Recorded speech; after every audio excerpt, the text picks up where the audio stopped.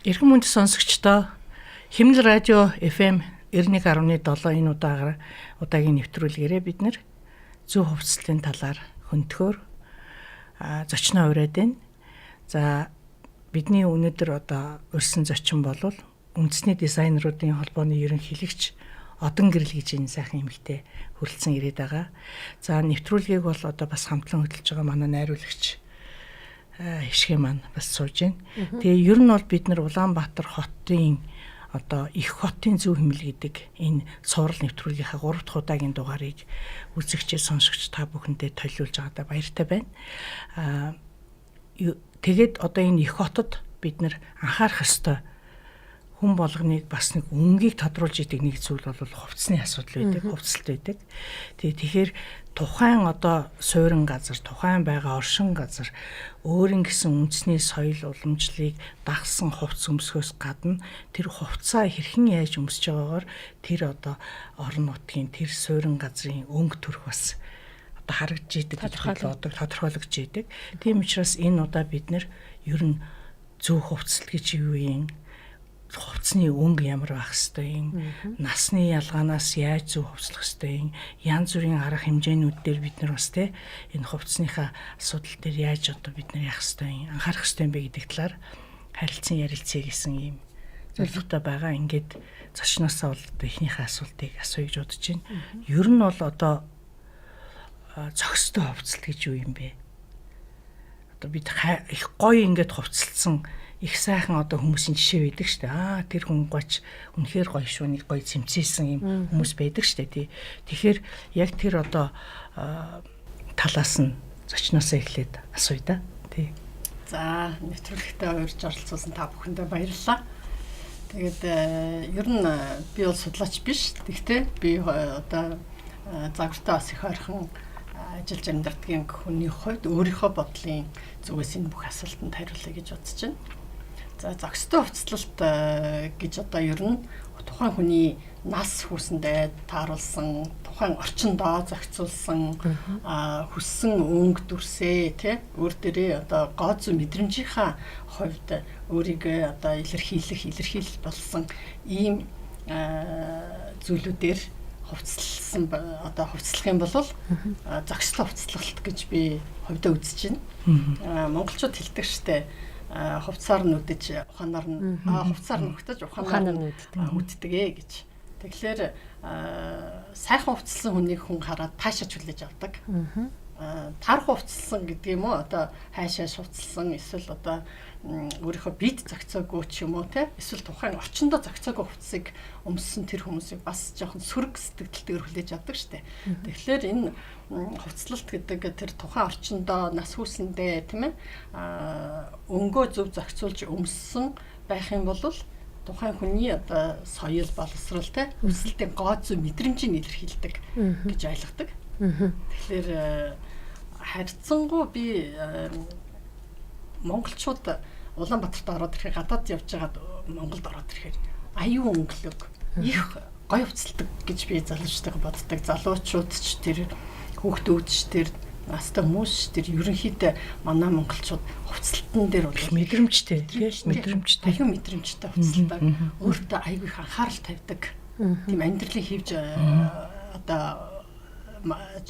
жайг тогтсон байт юм билээ. Тэгэхээр ер нь хүнд хувцлалтын хэдэн төрлийн хувцс байвал илүү цохилтой гэж үздэг вэ? Ер нь хэдэн төрлийн хувцстай байвал биднэрт ер нь цохимжтой вэ? Ер нь хүн жишээ нь зарим тохиолдолд илүү их олон хувцстай мөртлөө тэндээсээ сонгож өмсөж бас чадаад байдаггүй шүү дээ. Зарим тохиолдолд миний хувьд болохоор хэтэрхий олон хувцстай мөртлөө тэндээсээ яг ингээд өмсчихье гэхлээр нэг өмсөх ингээ харахаар нэг өмсөхөд эвтэйхэн чимшиг үгүй чимшиг нэг тийм байдал надад үүсдэг байхгүй. Тэгэхээр хүнд ер нь хэдэн төрлийн хувцс зайшгүй байх хэрэгтэй юм бэ? За зүгээр миний бодлоор бол хүмүүс өдөр тутмын хувцснаас гадна албаны, аяллаа, спортын, гоёлын зэрэг хувцснуудыг өмсөж байдаг. Монголчуудын үед бас улирлын шин чанартай хувцснууд байна. Манай монголчин 4 улирлалтай. Тэгэхээр маш олон хувцс хэрэгэлдэг. Ард түмэн 4 улирлын хувцс өмснө. Тэр 4 улирлынхаа хувцсыг бид нар орчиндаа нийцүүлэх тийм ээ. Өөрийнхөө сэтгэл зүйд нийцүүлэх бас бусдад таалагдахын тулд тийм биз дээ. Хувцалдаг. Тэгэхээр энэ өөрөөр хэллээ штэ маш олон хувцастай мөртлөө өмсөх юм байхгүй гэдэг. Энэ бол нэг талаас тухайн хүний одоо юу гэдэг хувцас бол их бас шунлын бас нэг юу шүү дээ. Илэрхийлэл байдаг байхгүй юу? Тийм ээ. Одоо шунал гэдэг нь би хаалтан дотор хэлж байгаа шүү. Альва залуу хүмүүс тийм ээ. Альва хүн илүү гоё харагдахын тулд илүү гоо одоо зүйн одоо өөрийнхөө мэдлэг босрал дээр тулгуурлаад хувцснуудаа сонгож авдаг.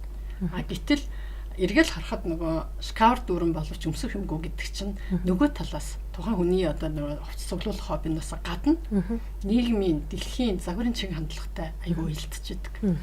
Жишээлбэл одоо орчин үед fast fashion гэж штэ. Хямд төсөр мөртлөө маш загварлаг хувцас ихээр бий болсон. Тэгэл нөгөө сайхан одоо ийм загвар модонд орчичээ гэд авдаг. 2 сарын дараа 3 сарын дараа нөгөө загвар чинь гараа авцсан байдаг байхгүй юу?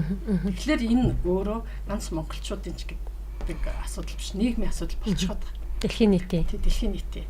Тэгээ эргээд энэ маань сөрөг үр дагавар илүү олонтой юм байна гэдгийг загварын одоо дэлхийн загварынхан ойлгоод одоо fast fashion-с татгалзъя. Маш одоо загвар одоо асар хурдтай хөгжиж байгааг нэг илэрхийлэл нь тэр нөгөө сайн чанартай материалаар тийм их сайхан загварын хувцас хийчихээр үнэн өртөг нь өндөр болчдөг учраас хүмүүс бас тэр болгоныг дагаж чаддаггүй болчихно. Тэгэхээр загварынхны бас нэг бодлого шүү дээ. Энэ загварыг дэлхийн нийтээр дагуулахын тулд хувцсны өртгийг бууруулах хэрэгтэй байна гэдэг материал бүх юмыг айгүй юм хямд төсрөөр хийж эхэлсэн.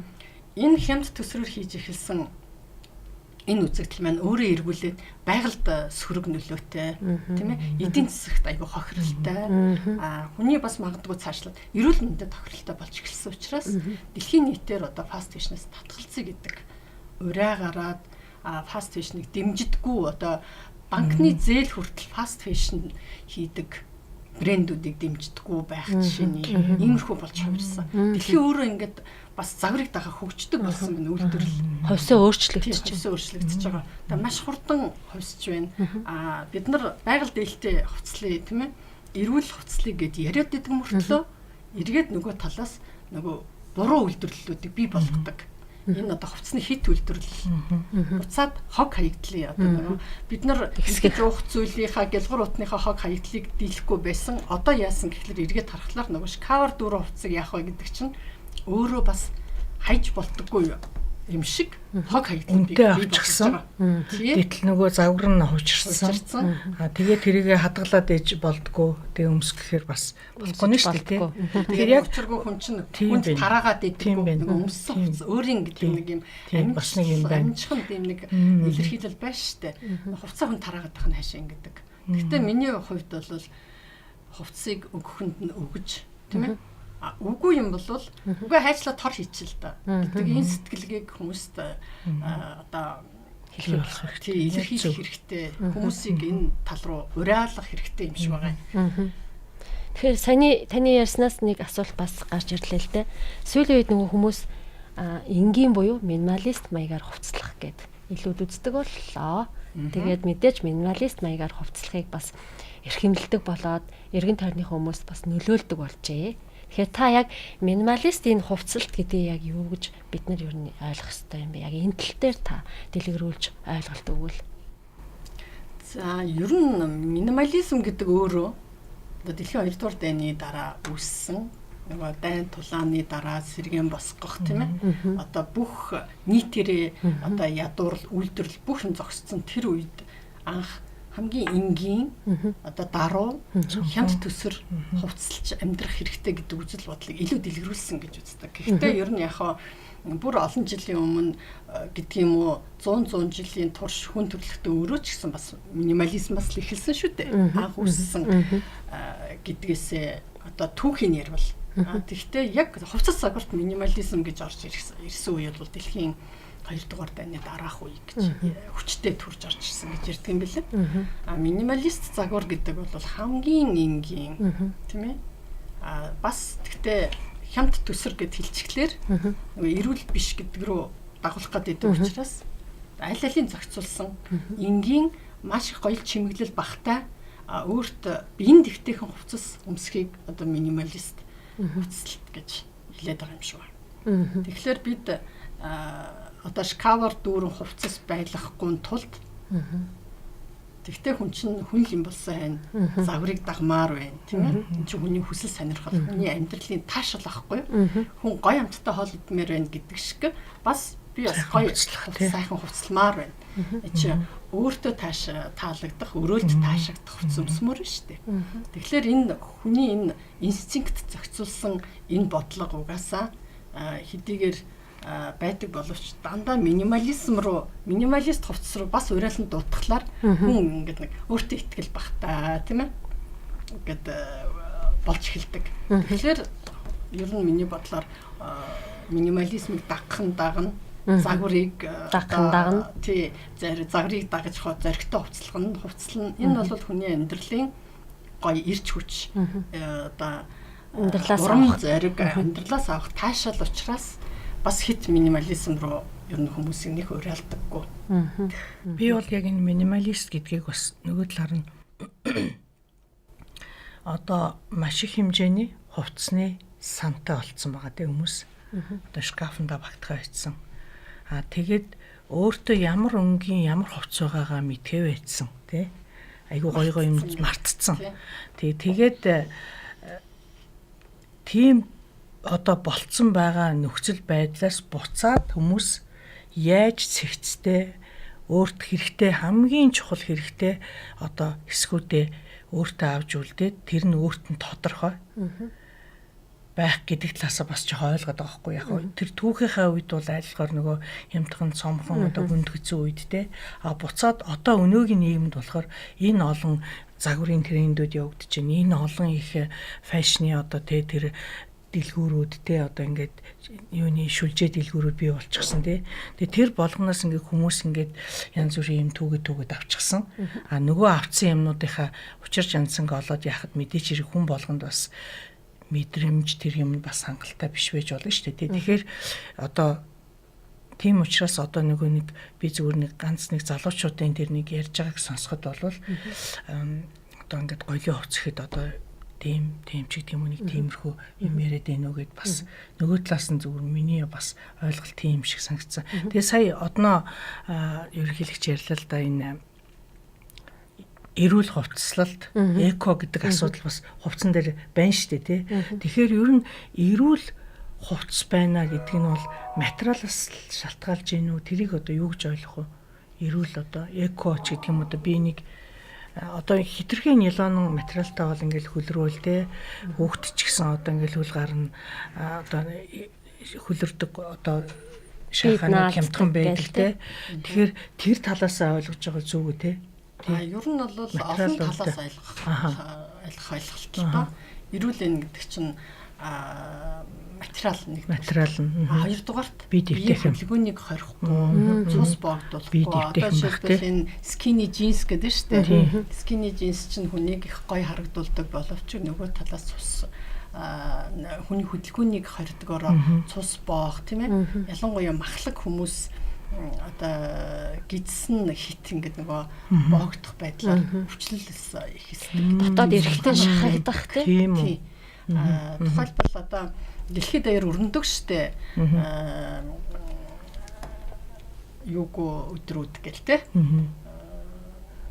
одоо хөхөвчгүй өдөр гэх мэтлээ энэ иймэрхүү өдрүүд маш олон байдаг болчиход байна тийм ээ янз бүрийн хувцсны одоо дотоочгүй өдөр гэд бас дарцсан байгаа ш дэлхийн энэ юунаас шалтгаалаад байна гэхэлэр бариу хувцас бити өмсөл гэсэн үг шүү дээ.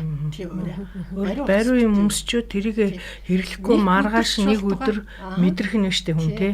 Нэг өдөр ч болтугай чөлөөтэй бай. Хөвчөө тайлаад хүн угаасаа эмхтэй өмсдөг шүү дээ. Гэртээ ороод хөвчөө тайлдаг. Тэр юуг илэрхийлж байгаа гэхэлэр би энд өдөржингөө бариу байсан л ахгүй юу. Тэгэхээр тэрийгээ бид нар тайлна гэдэг чинь амарч байна гэсэн үг.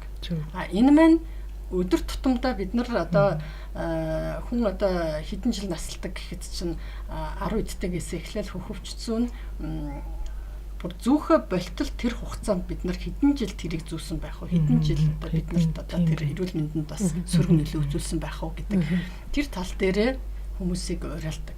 Зүүхгүй байх тал дээр ч бас уриалдаг одоо сүүлийн үед бүр эрүүл мэндийн байгууллагууд бүр битгий зүү зарим тохиолдолд бараг зүүхгүй байвал ялангуяа өсвөр насны охтуудыг зүүхгүй байх нь илүү сайн гэдэг хүртэл мэдээлэл гарсан байсан. Тэгэхээр энэ эрүүл хувцаслана гэдэг чинь өөрөө ер нь хүнийхээ одоо дэлхийн эрүүл мэндийн байгууллага ч байдаг юм уу судалгаагаар тийм ээ загварынхан ч тэр одоо ер нь энэ хувцас үйлдвэрлэл гэдэг чинь өөрөө мөнгөний л асуудал юм байна. Тэр мөнгөний асуудал бизнесийн асуудлыг хүн дээлтэй болох гэдэг шүү дээ тийм. Сэтгэл зүй тохируулаад мөнгө хийх гэдэг байгаа байхгүй юу?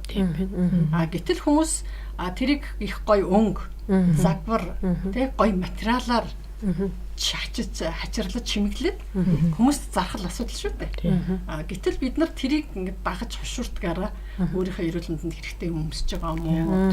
Ер нь энэ надад хэрэгтэй юугүй юу гэдэг тухай хүн ингээд нэг их бодод тунгаахаасаа илүү нүдний таашаалаараа тийм ээ тэрийг мэдэрч хүлээж авдаг гэж байна. Хүний сэтгэл зүй.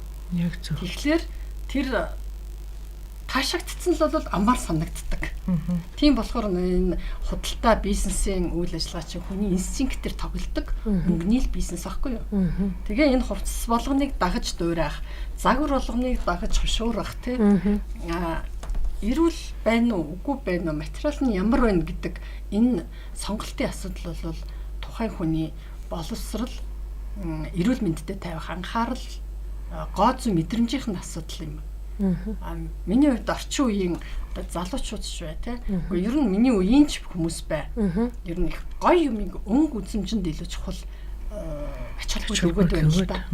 Тэгэхээр бид нар ч гэсэн өөрсдөө яг хоо материалаа хараа сонгоод яг нэг материалын тал дээр нь ач холбогдол өгдөг нэг хүмүүс байна. Үгүй бол зөвхөн өнгөний биелэгдлэр энэ жил би шар юм өмсөхгүй гэдэг тийм биелэгдлэр хувцалдаг хүмүүс байна. Одоо фэнкшүү эднэр их юу яадаг хүмүүс биш үү?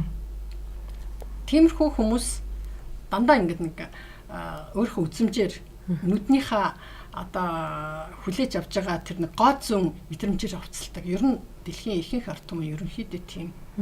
Тэгэхээр энэ бол одоо хүмүүжил байх хэрэгтэй юм байна гэж ойлгож байна. Тэр хүмүүжлийг бий болгохын тулд эрүүл ард түмэнтэй, эрүүл залуу өсвөр үетэй байхын тулд бас энэ хувцалтын гоо зүйн асуудлыг маш чухалчилж 10 жилийн сургуулиуд дээр тийм ээ оюутнуудад бас энэ тухай бас зөвхөн загвар хөөх биш эрүүл зөв тэгээ гоо зүйн мэдрэмжтэйгээр хувцас сонгох тий тэгээ сонгосон хувцас зохистой зөв хэрэглэх хизээ юу хаана тийм ээ тий түрүү нэг ярьсан шүү дээ тий шкавар дүр хувцас яах вэ гэдэг. Одоо бид нар энэ тухай бас үнэхээр сөхөж ирэхгүй бол дэлхийн нийтээр эдийн засгийн хямрал гэж ярьчихжил байна. Хаа нэг газар хувцасгүй өмссөн дөөл энэ ядарч байгаа тийм үү. За тэд нар төгч болдоггүй бол бид нар рефэшн гэдэг одоо тухайн хувцсыг ахаад дараагийн загварт зохицуулаад өөрчлөлт өмсөж болно. Өөрөө өөрчилж болдоггүй бол нөгөө дизайнерууд мань байна шүү дээ. Монголоор дүүрэн айгуу чадвартай дизайнерууд айгуу мундаг ойдлчод байна. Тэр нь тэд нар дээр очиод миний энэ хоёр хувцсыг иймэрхүү загварлуу тий одоо нөгөө модонд орчихсон байгаа тэр загварлуу өөрчлөөд янзлаад өгөөч гэдэг энэ байдлыг одоо нэлээд хэрэгжүүлэх хэрэгтэй. Тэр шкавар дүүрэн хувцсыг буцаагаад загварчлах, буцаагаад өөр таалагдах. Тэр чинь урд нь таалагдчихсан материал, урд нь таалагдчихсан өнгө шүү дээ. Тийм. Тэгэхээр тэрийг буцаагаад өөр зүйл болгох, хувцас болгох. Дахин эргүүлж ашиглах. Тий, дахин эргүүлж ашиглах, байгальд буцаагаад ээлтэй тэр чинь хаягдлаас нэлээд одоо багасгах шүү дээ. Энэ зүйл дээр бас уриалах хэрэгтэй. Энэ зүйлийн боловсролыг бас олгох хэрэгтэй. Гарын доорх материалаар гэдэг нь одоо өөрийнхөө хуучин хувцсыг хүүхдтэй юм хийгээд өгч жишээ нь тийм ээ. Одоо энэ зүйлийг нийгэмд их босруулж одоо түгэх хэрэгтэй юм болов. Телевизээр миний нэг боддог бодлоо идэг. Телевизээр оёдлын хичээл загаасаа гэж боддог. бүх телевизээр хоолны хичээл заадаг тийм Би үү? бүр яг тэрийг ярих гээд байжлаа. Яагаад гэвэл ямар ч одоо асуудалд дандаа боловсролын асуудалд сөхөгддөг. Одоо яг бид нар дэлгүүрт юм уу те одоо хааны газар байгаа хүний өмссөн хувцснаас юм уу сэтгүүл сонин сэтгүүл телевиз те одоо энэ олон нийтийн хэрэгслэр гарч байгаа одоо хүмүүсийн хувцсны тэр тренд хандлагуудыг хараад энэ гоё юм бэ энийг авах юмсан гэдэг одоо санаа бодлоо охид төвгүүд хин ч ямар ч хүний одоо санаанд буухна шүү дээ. Гэтэл тэрийгээ та сонгож авах та. Тэрийгээ та өөрийн болгож өөрийнхөө биеийг та тохирох уугүй юу? Энийг та хэрэглүүл одоо яаж одоо ямар материалтайг нь авал танд хэрэгтэй юм те. Одоо материалын зөв сонголт бол нэгдүгээрт тэр хувцсыг хэрэглэсний дараа нөгөөдөг чинь хог болоод явна. Тэг хог болоод явахаараа энэ байгаль орчинд сөрөг нөлөөгүй байх ёстой тий. Тэгэхээр энэ натуральны одоо тэр хөвөн давгаар хийсэн байдаг юм уу, торгоор хийсэн байдаг юм уу тий. Одоо юу гэдгийг тэр материалын сонголт эдэргээд бол нарийн юмнууд бол ингээд сая эндээс ингээд бодогдоод эхэллээ л дээ. Тий. Тэгэд надаа ингэж санагдаж байна. Одоо ингээд бид нар биш тий юм үзчихээж, юм сонсчихээж илүү нөгөө боловсрдог. Тий. Тэгэхээр өнөөдрийн одоо бидний одоо ярьж байгаа энэ юугаар бол их сонирхолтой зүйл нь би бол энэ эрүүл хувцас гэдэг энэ мэдээлэл бол өөр аюу тум юм тий одоо гол юм үг болчлоо тий мессеж боллоо бидний мессеж болж байна тий. Тэгэхээр одоо энэ Оросын нэг би нэвтрүүлгийг байнга үздэг байхгүй юу боломж гарахаараа модны переговор гэдэг тий. Тэгэхээр модны переговор дээр ингээд нөгөө хүмүүс хитэн одоо хүмүүс ингээ орныг дизайнер тэгээд ерөнхий нэг шүүгч ингээд нэг хүн өөр нэг одоо хүмүүсийг төлөөлдөг ингээ 3 хүн суужгаад тэгээд хин нэгэн хүн нь одоо жоохон хувцсныхаа асуудалтай хүнээ дагуулж ирдэг байхгүй тэнд одоо манай энэ ингээд аюу ингээд хувцсаа тохируулж өмсөхгүй байна гэд тэгээд тэр хүмүүсийг өөрсний одоо дэлгүүрээс явуулаад 3 одоо хувцас сонгуулад дизайнерууд оролцоод 3 юм сонгоод тэгээд тэрийг зэрэгцүүлээд тэгээд нөгөөтин хийгээд одоо тэгээд шалгаруулдаг. Тэгээд тэндээс бол ингээд тэр дизайнер хүмүүс одоо энэ хувцсны одоо ингээд өөр шигчнтэй энэ салбарт бас ингээд юу туршлагатай болсон энэ хүмүүс тэрэнд ингээд өөрчилж байгаа. Тий. Тэгэхээр Монголд бас тийм хийх боломж бий юу? Өөрөөр хэлбэл тэгж хийж л байгаа ах л та зүгээр нийтийн хүртэл болгож хийсэн нь бол тий. Тэгэхээр ингээд одоо нэг юм янз бүрийн хэлбэр одоо биений хэлбэртэй янз бүрийн насны өс толгойн янз бүрийн тэр хүн болгонд яг өөрийнх нь тэр донжийг таарсан тэгсэн мөртлөө яг одоо ерөнхийлөгч хэлснээр тэр эрүүл тий. Тэгээд аюу гой загварлаг энгийн нэг тийм хөөрхөн юм болгоод идэх байхгүй юу. Би одоо ийм нэвтрүүлэг гэдэг юм уу те ийм зүйлийг бол бас хийх тийм боломж байдаг болов уу гэж л асуух гэдэг юм л да. Телевизүүдээр бас мэрсэр нэг хэсэг явсан. За. Одоо стилистийн шоуч гэдэг юм уу тийм ээ. Одоо чик салоны дизайнер хамаа тэгсэн үү. За. Бусад дизайнерууд оролцсон ч гэсэн янз бүрийн нэвтрүүлгүүд телевизүүд оролцсон. Яг хөө зүгээр яагаад зогсцсныг бол мэдэхгүй. Бодвол одоо үр өгөөж нь баг байсан уу эдийн засгийн тал дээр нөгөө телевизийн цагийг үрээд тэр бол үрэх юм биш юм байна. Гэхдээ нууцгүй хэлэхэд энэ телевизийнхэн чинь эдийн засгийн ашиг сонирхолгүй бол зүгээр нэг өгөөчтэй тийм ээ ёс суртахууны нэвтрүүлгүүдийг маш бага хийдэг болчиход байна шүү дээ. Хувь нь багс. Тий. Маш бага бүр энэ бол үнэхээр чамдалтай хэрэг. Бид нар нийгэмд ёс зүй ярих гэж байгаа бол зөв хувцаслалт ярих гэж байгаа бол бид өнөө олон мэдээллийн хэрэгслээрэл яг тэрийг ярьж явах хэрэгтэй. Яг тэрийг үзүүлж байх хэрэгтэй. Яг тэр бүхнийг зааж сургаж байх хэрэгтэй, уриалж байх хэрэгтэй, тийм үү? Тэгэхээр энэ тал дээр би нэг биш телевизэд хандчихсан.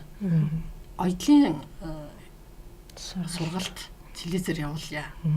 Гарын доорх материалаар хүүхдтэй юм игээд өгдөг. Үгүй ядахнаа маск оёх одоо тий энэ цаг үетэйгээ нийцсэн сургалтуудыг шинжилт өгөхөд ирэхээр гоёлын балаажийг шинээр заавал авах хэрэг вэ нүү? Урд палаажнуудаа ч гэдэг юм уу? Засаж яаж анзлах уу гэдэг. Энэ бүхэнд бол хүмүүс маш дуртай байна. Энийг бол би аюул сайн мэдчихэж байгаа. Хуучин намайг хүүхэд байхад комиссийн дэлгүүр гэж байсан. Энэ асуудлыг шийддэг. Бас нийгмийн нэг зохицуулттай л шүү дээ. Комиссийн дэлгүүргээд одоогийн Еврошэ дэлгүүр чинь комиссийн дэлгүүр байлаа. Тэнд хүмүүс хэрэглэхгүй байгаа хувцас тохирсон үнээр нь авчиж өгөөд заруулдаг. Тэрийг бас тохирсон үнээр нь хүмүүс худлаад авчдаг. Ийм зохицуултээс гэтэл одоо тийм зүйл байхгүй. Хүмүүс хуучин хувцас яах вэ? Үгүй бол одоо саяхан хэлэрт уулан дайж шатааж агаад гал гадаалаа штэ. Энэ өөрөө нөгөө босрал тийм ээ мэдрэмжгүй тий хүмүүс одоо энийг зааж хэлж өгөөгүй учраас хүмүүс энэ өөрийнхөө хувцсыг зүгээр хин нэгэнд өгч ирснээс аюу сайхан шатаацсан нь сэтгэлд нь үе байгаад байна шүү дээ. Тэгэхээр энэ нийгэмд бас ийм сэтгэл зүй байна. Тэр сэтгэл зүйг бид нар засна. Тэр сэтгэл зүй нь хүндээ үлдэх юм үлдэх л байц. Тэгтээ нийгмийг бид нар уриалах хэрэгтэй. Хог багтаа амьдрах тийм ээ. Тийм мэдээж загвар хөөхгүй байна гэж бол ягаад ч тийм загварын үний угсаа байхгүй. Тэгж уриалж чадахгүй. Тэгээ загварлаг бай, өнгөлөг бай, тийм ээ. Тэгтээ жоохон эдийн засгийн хэмнэлттэй өөрийнхөө бил бэнчин одоо санхуд тааруулаад бас хувцлаараа сайхан хувцлаараа гэж би уриалмаар байна. Тэгээд энэ ард түмэн одоо юу гэдэг монголчуудын нэг сэтгэлгээний доголдол байна. Ингээд бил бэнчингээсээ давж хувцлах гэдэг, бил бэнчингээсээ давж хэрэглэх гэдэг. Одоо ингэдэг шүү дээ нөгөө iPhone барьчаад бэлэн гоо мэдж байгаа оюутан гэд бид нар зөндөө ярьдаг. Яг тэрнтэй адилхан бас л яг энэ сэтгэлгээ хувцас загвар дээр хүртэл явж байдаг. Брендийн хувцас өмсгөө тий. Брэнд гэхээр л АВЖ-гээ зовоож байгаад бахан мөнгө татаж авчихад зах дээр гараад брендийн логотой нөгөө хуурамч брэндүүдийг худлаад авцсан зөвхөг залууч зөндөө байгаа шүү дээ. Бүгдээрээ л брендийн цүнх арчсан, брендийн оролт оролцсон залуучууд одоо Монголд маш их байна шүү дээ. Яг энэ бол зүгээр явандаа нийгэм өөрөө соёлжоод тий боловсроод ирэх юм бол аяндаа цэгцрэх асуудал юм байна.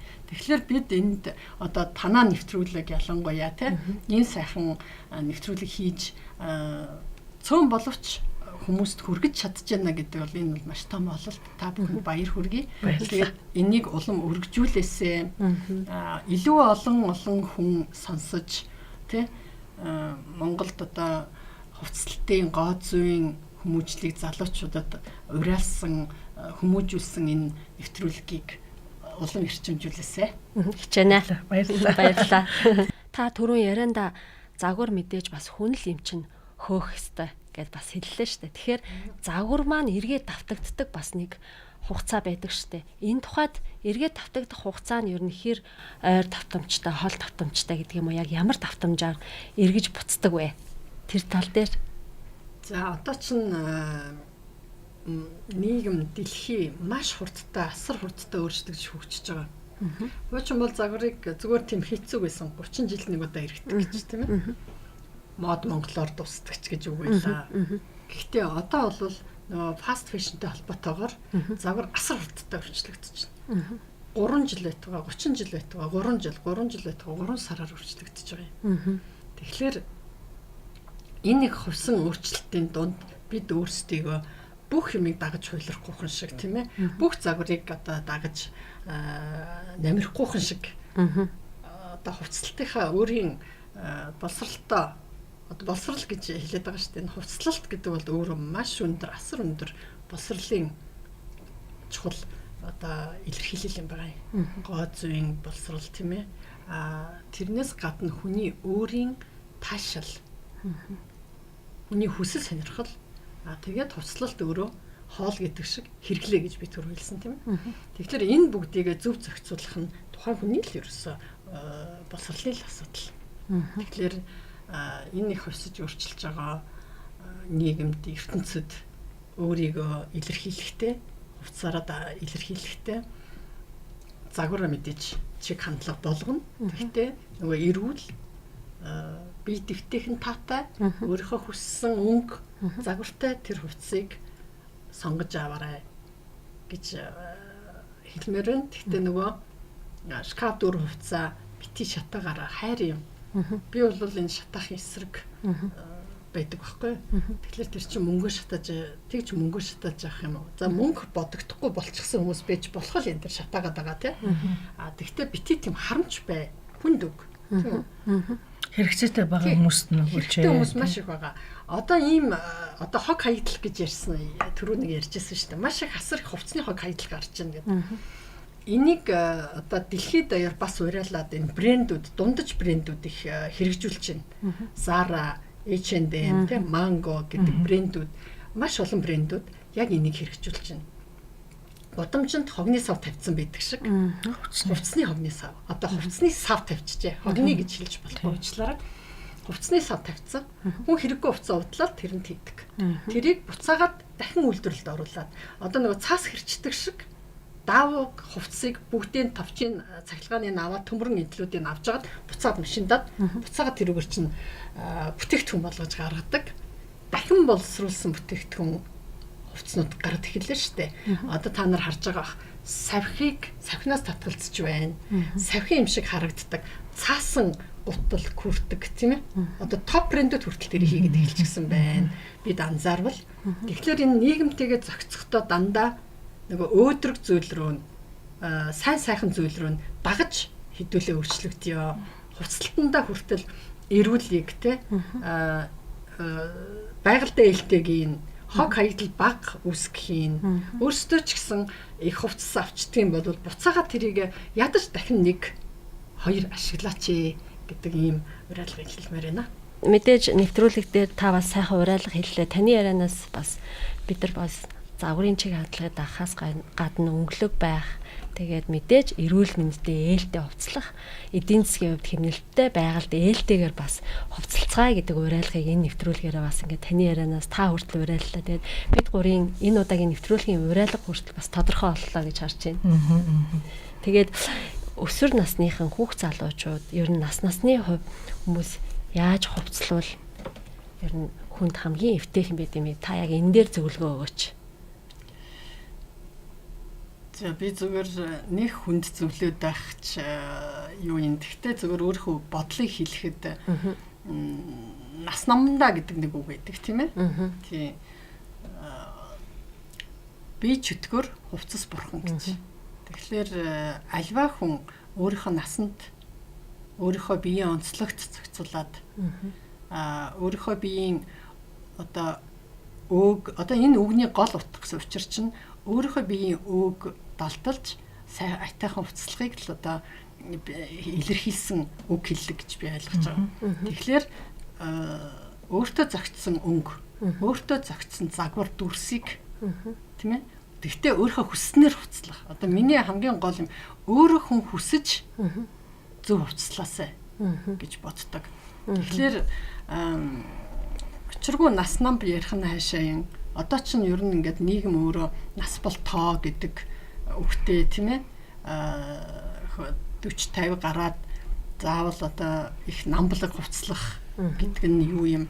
Би тэрийг бол нэг насаар зааглах миний хувьд бол сонирхол багтаа. Би өөрөө одоо бас тодорхой хэмжээний одоо нас тогтсон хүний хэмжээнд орчууллаа шүү дээ тий. Гэхдээ би урха джинс, скини джинс өмсөд, пүүз өмсөд, пудолк өмсөд, малгай тавиад те сарштай малгай тавиад явдаг. Тэгэхээр энэ насыг бас нэг их хувцлалт руу оруулж ирмээргүй байгаа юм.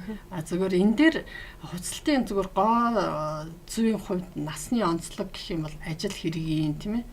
Албан байдлын улс төрч байна уу? Тэрэндээ зохицвол багш хүн байна уу? Энэ ёс суртахууны тал дээр, ёс зүйн тал дээр л яригдах болов. Багш хүн одоо ажилчдынхаа одоо хүүхдүүдийнхээ өмнө тийм ээ. Нэг хонгорхой ингэр цээжин задгаа хувцас өмсөх ёс зүйтэй байх үгүй юу? Үгүй бол улс төрч хүн одоо их хурлын танхимд тийм ээ. Улаан ногоон дайшин зөмсөд ороод ирэх үгүй юу гэдгээд ер нь бодох хэрэгтэй. Энэ өөрөө нийгэм хүн төрөлхтөн энэ бүхнийг зохицуулдаг айл хизээний бүр дүрмжүүлээ гаргаад байгаа. Албан ёсны хувцалт гэж юу вэ? Өнгө нь ямар байх юм бэ? Гоёлын хувцалт гэж юу юм бэ гэх мэтчлэн. Тэгэхээр бид нар энэ боловсролыг л эзэмших хэрэгтэй. Энийг бол интернетээр ухсан ч гараал ирнэ. Бүр хувцсны кодууд хүрт бий болчихсон. Маш олон жилийн ийм дэлхийн одоо загварын хувцлалтын үүх түүхийг хараад үзэхэд ингээд биг журам хүртэл тогтцсон байдаг. Тэгэхээр бид нар энэ бүхнийг л зүгээр суралцчих хэрэгтэй. Энэ бүхнийг хүмүүст хэлээд өгөх хэрэгтэй. холбоо холов гэж бодож байгаа шүү дээ. Тий. Тэгээд ер нь бол ингээд их зөв зохистой хүн ер нь хувцаслаа гэдэг нь хамгийн түрүү эхлээд өөртөө таалагдах хэрэгтэй тийм ээ. Тэр өөртөө одоо биш бусдад таалагдах гэж хувцлах уу, та өөртөө таалагдах уу? Хэрэв өөртөө таалагдлаа та сэтгэлдээ ханамжтай хувцалж чадах юм бол өөртөө итгэл нэмэгдэнэ тийм ээ. Тэгээд одоо хэрвээ өөртөө нэг жаахан таалагдаагүй юм шиг тийм зүгээр нормалны хувцалсан мөртлөө өөртөө нэг аль нэг хэсэг нь таалагдаг бол тэрүүгээрээ тав тухгүй болоод олны өмнө одоо юм ярих байсан бол тэрийгээ одоо жоохон сандарч мандарч ярьдаг ч юм уу те. Тэгэхээр тийм байдал өөрөө хувцас гэдэг бол өөрөө бас хүний энэ дотоод сэтгэлтэй энэ бүх юмд айгүй нөлөөтэй харагдж байгаа. За энийг бол уучлаарай. Энийг бол ер нь хувцас гэдгийг хэрэглэе гэж ойлгох хэрэгтэй. Хоол гэдэг шиг бид хувцас бол бидний хэрэглээ юм. Энэ хэрэглээг бид нар өөрсөндөө зохицтой байлгах, таашаалтай байлгах бол хүний өөрийн сонголт. Тэр сонголтыг бид нар харин зөв хийхин тулд боловсрол хэрэгтэй. Хувцасны боловсрол хэрэгтэй гэж ойлгодог байхгүй. За би эсрэгээр бас нэг юм одоо биш өөртөө таалагдах тухай сайд дурдлаа тий. За тэгвэл би өнөөдөр хэний өмнө тийм ээ одоо шил багш хүн байлаа гэж үү. Багш одоо бага ангийн багш хүүхдүүдийнхээ өмнө ямар хувцаслал одоо ямар байх вэ? Жишээлбэл одоо уран хажинс өмсдөг ч юм уу те мэдээж багш нар манд дэгдвэл те тэгээ зүгээр хаана хизээ юуг яаж гэдэг имийг их бодох хэрэгтэй юм а гэж. За би зүгээр нэг кейс хэлээ л да. Одоо ингээд энэ Азийн нэг 25 орны хүмүүс цуглараад бид нэр Азийн ядуусын хорооллын дунд янз бүрийн жижиг төслүүд хэрэгжүүлэх тийм ажилд бас би хаяа оролцдог байхгүй юу. Тэгээ одоо энтгэхт би ядуусын хороол дээр очиж илаа Таиланд ингээд аягүй олон орнд. Тэгээ тэнд ингээд нөгөө тэр хүмүүс тэр орооллын тэр иргэдчин оршин суугччин хурч ирээд ингээд бөөнөр нь суугаад байж хахад тэнд бид нэр ерөөсөө гэлцэл хувцсахыг эрмэлзэдэггүй.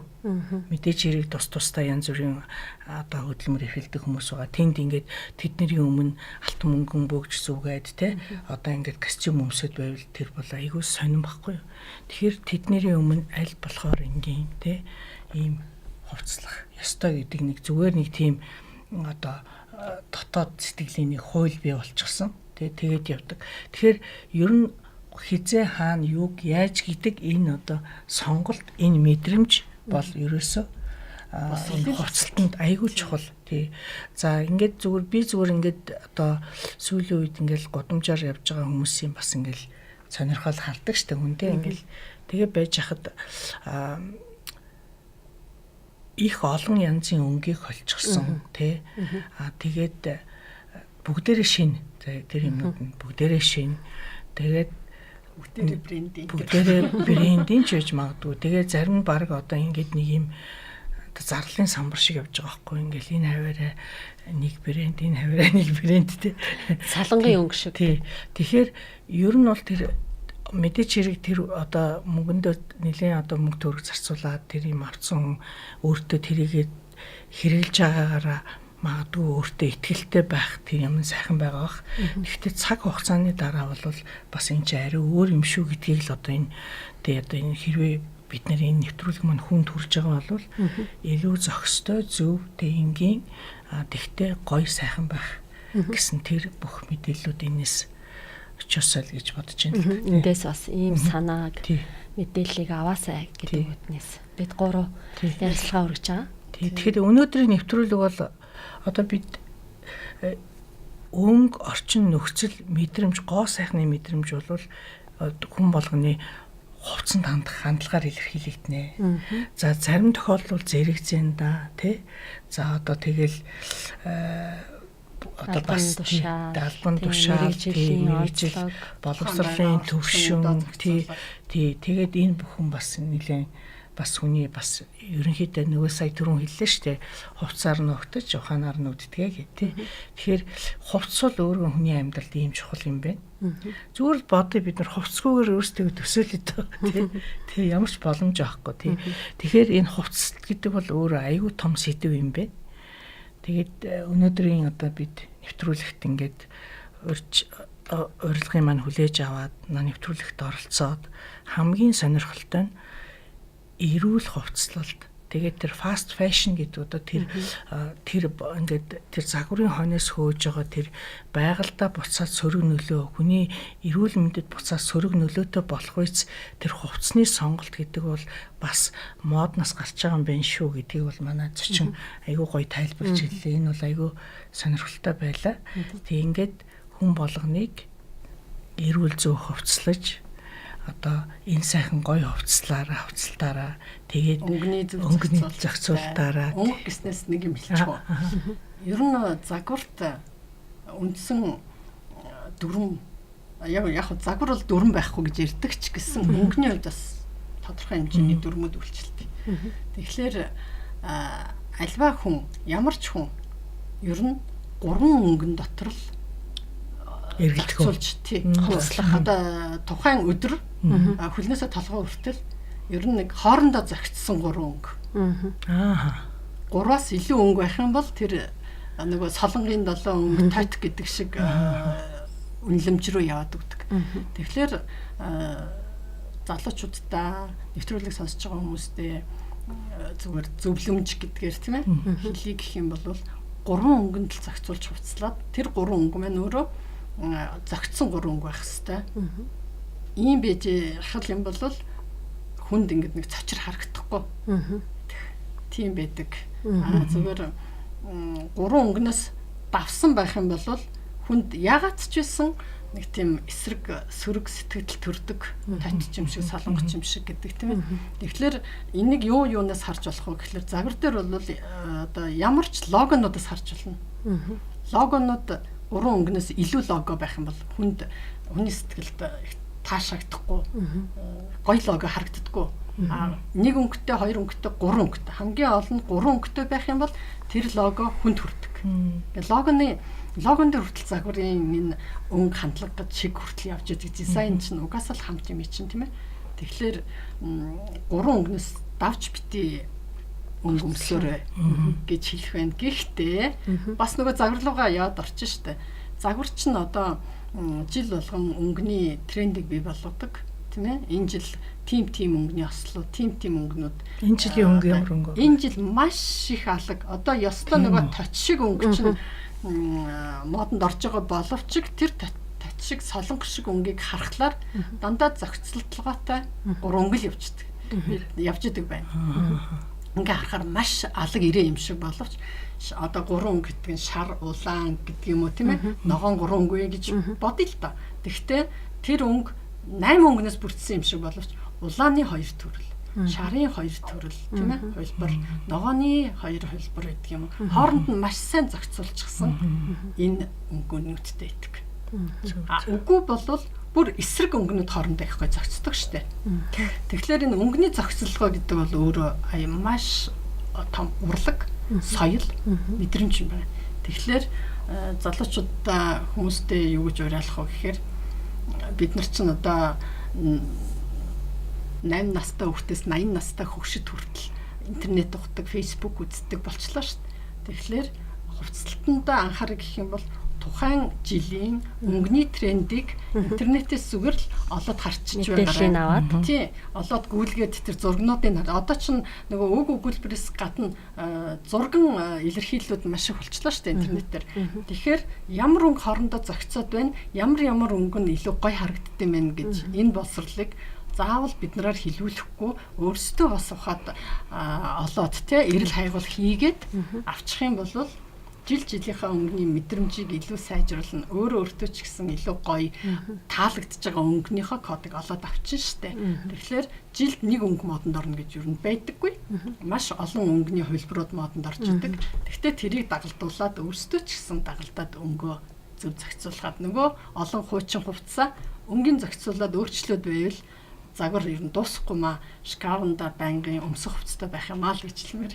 За баярлалаа. За баярлалаа. Ингээд өнөөдрийн нэвтрүүлгийн цаг өндөрлөгт өгч байна. Тэгээд ер нь бол их хотын зөв хэмнэл гэж бид нэвтрүүлгээ цуврал нэвтрүүлгүүдэд ерөнхий нэр өгсөн. Энэ дотроо бид нар аль болохоор хотын соёл, хотод амьдарч байгаа хүн болгонд анхаарах жижигхэн ч гэсэн шигтгэ болгож мэдээллүүдийг багтаахыг хичээж байгаа. Энэ удаа бид нэр зөв хувцсалтын талаар болон ер нь хувцсны эргэн тойронд байгаа мэдээллүүдийг одоо энэ чиглэлийн одоо олон хүмүүсийн төлөөлөл болгоод үндэсний дизайнеруудын холбооны ерөнхийлөгч чадагтай одон гэрлийг урьж маш сонирхолтой ярилцлага хийлээ. Ингээд манай нэвтрүүлгийн одоо урилгыг авч бидэнтэй оролцож үнэтэй сайхан зөвлөгөө өгсөн танд маш их баярлалаа. Ингээд цаашдынх нь ажил хөдөлмөрт өндөр амжилт хүсье. Бидний бас нэг ураа байгаа. Тийм ураа байгаа. Бид гэхдээ өнөөдрийн нэвтрүүлгийн одоо бас нэг юм шигтгэн үг болвол ерөөсөө эрүүл хувцаслалт. Эрүүл зохистой хувцалт гэдэг ийм шигтгэн үг байлаа гэж би ингэж бодож байна. Нэвтрүүлгийн ураа хотын соёл биднээс танаас баярлалаа. За баярлалаа.